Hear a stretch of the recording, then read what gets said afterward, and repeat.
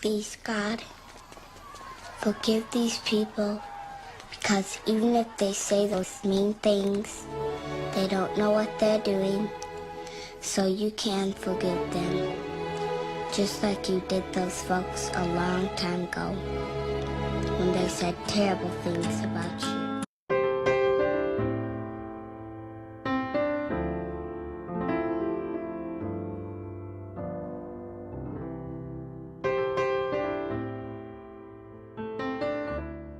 Well, being 6 and not really understanding what was going on at the time during the Civil Rights Movement, my parents didn't explain anything to me.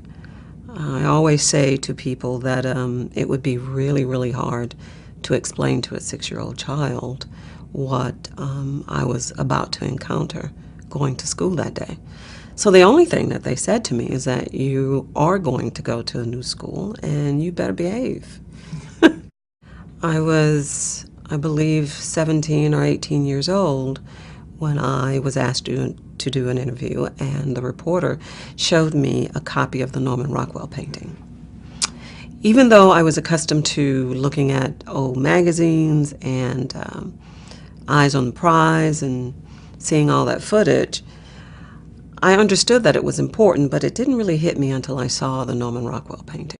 It was a lesson that Dr. King tried to teach all of us. And that was that we should never look at a person and judge them by the color of their skin. That is the lesson that I learned in that classroom at 6 years old, simply because I crossed a picket line, a mob every day for a whole year. They were all white, screaming, yelling, threatening to harm me. And yet every day when I entered the building, there was a woman there to greet me, and she was also white. And I remember not really knowing what to expect from her, if she was going to be exactly like the people outside. But she did everything she could to make my day filled with fun.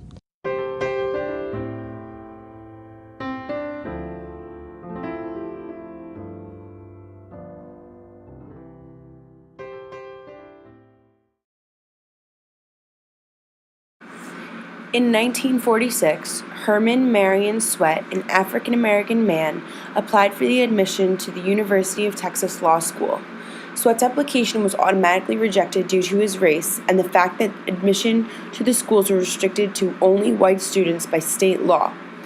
Sweat went to the state courts with this issue and requested to be admitted to the university. The state court sided with Sweat and upheld the Equal Protection Clause of the 14th Amendment, requiring that he be allowed to attend the University of Texas Law School. The university then attempted to provide separate but equal accommodations for both African American and white students. Previously, there had been talk about opening a law school for African American students only. The court's reasoning for siding with Sweat was due to the fact that they believed that a school made only for African Americans would be grossly unequal to the University of Texas Law School. The court argued that separate schools would be inferior in a number of areas, including faculty, course variety, library facilities, legal writing opportunities, and overall prestige. The court also found that the mere separation from the majority of law students harmed students' ability to compete in a legal arena. What's interesting about his original application was that from the very beginning he knew it was going to be denied, and yet he and Thurgood Marshall had to be very, very careful to make sure that his application was perfect and that his credentials were perfect, because they had to be sure that the only reason he would be denied is because he was black. Sweat filed suit against Painter, then president of the university, after deciding to uphold the school's segregation policy. After a 4-long-year court battle, ending at the Supreme Court, Sweat was granted admissions in June of 1950. Even still, he was met with great opposition. He said he was actually afraid to leave the building. If it had not been for the students, the law students, gathering around him and escorting him out. He really believed that it would have had some tragic ending. Sweat resigned from UT only 2 years later, but is remembered each year through the Heman Sweat Symposium.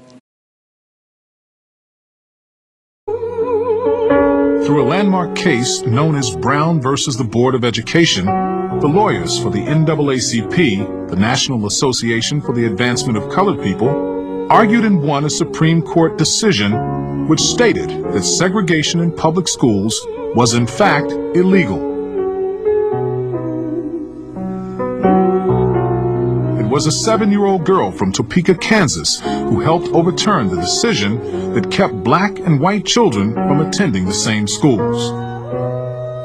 Because Linda Brown was black, she was forced to go to an all-black elementary school. Since the school was far from home, she needed to take the bus to get there. The only way to catch the bus was to walk through a train switching yard. Her father didn't understand why being black meant his daughter had to struggle to get to school every morning, while an all-white school was just a few blocks from her home. On May 17, 1954, with the help of her father and attorneys from the NAACP, including Thurgood Marshall, Linda's long walk came to an end. A unanimous Supreme Court decision declared that school segregation based on race was illegal. It impacted students in 17 states that had legally segregated schools and ultimately influenced almost every school in the U.S. Although part of the nation complied with the decision and began to integrate their schools, many were not willing to let go of their old prejudices and practices.